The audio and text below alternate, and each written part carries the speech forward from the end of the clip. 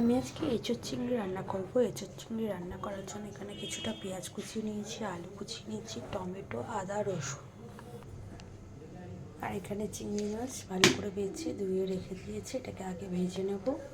আর এঁচোড়টাকে pressure কুকারে 3টে city দিয়ে রেখে দিয়েছি। আমি একটু বড় বড় পিস করেছি, কারণ ছোটো পিস করলে গলে যায়, ভালো লাগে না খেতে। আর এদিকে কড়াইটা বসিয়ে দিয়েছি, কড়াই কালো হয়ে গেছে। এর মধ্যে তেল দিয়ে দেবো, সর্ষের তেল দিয়ে দেবো।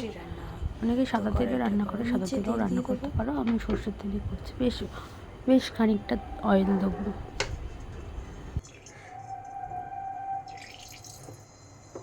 কড়াইয়ের মধ্যে তেল দিয়ে দিচ্ছি, তেলটা একটু বেশি করেই দিচ্ছি, কারণ আলুগুলো আগে ভাজবো, মাছটা ভেজে নেবো, চিংড়ি মাছটা। ব্যাস, তোমরা তোমাদের পরিমাণ মতো তেলটা দেবে। আমার একটু রান্না করতে বেশি তেল লাগে। তেলটা গরম হয়ে গেছে, এর মধ্যে একটুখানি নুন দিয়ে দিয়েছি, যাতে আলুগুলো দিলে ছিটকায় না।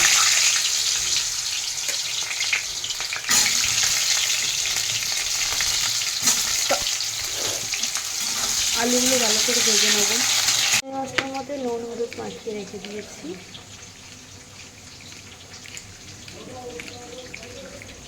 সজনে ফুলটা ইগনোর করবে, এটা আমি বড়া করবো বলে রেখেছি।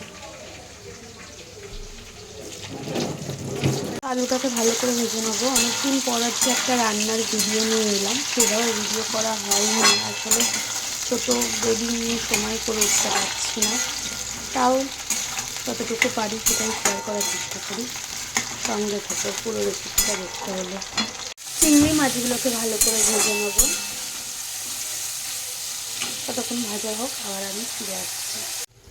কেটে রাখা পেঁয়াজটা দিয়েছি আর কি ফোড়নে, গোটা জিরে, তেজপাতা, গরম মশলা, চিনি দিয়ে পেঁয়াজটা দিয়ে মিক্সিতে পেস্ট করা মশলাটা দিয়ে দিয়েছি। তার সাথে নুন, হলুদ, জিরে গুঁড়ো, ধনে গুঁড়ো, কাশ্মীরি লঙ্কার গুঁড়ো দিয়ে বেশ করে কষানো হচ্ছে মশলাটাকে। খানিকটা কষানো হয়ে গেছে, এবার টমেটোটা দিয়ে দিচ্ছি। টমেটোটা দিয়ে আরও ভালো করে কষাবো, কারণ ভালো করে না কষালে কিন্তু কাঁচা মশলার একটা স্মেল বেরোবে, যেটা একদমই ভালো লাগছে না।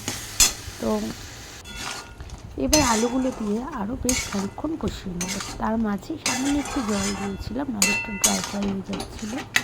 তো আলুগুলো দিয়ে ভালো করে আবার কষিয়ে নিচ্ছি।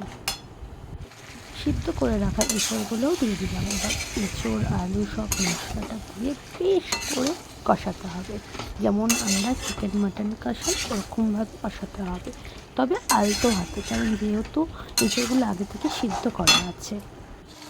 কষানো মোটামুটি হয়ে গেছে, এবার ভেজে রাখা চিংড়ি মাছটাও দিয়ে দিয়েছি।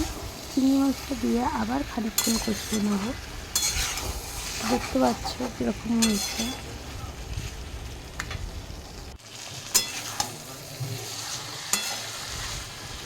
ভালো করে কষিয়ে নিচ্ছি, কষানো হয়ে গেছে। এবার জল দিয়ে দেবো।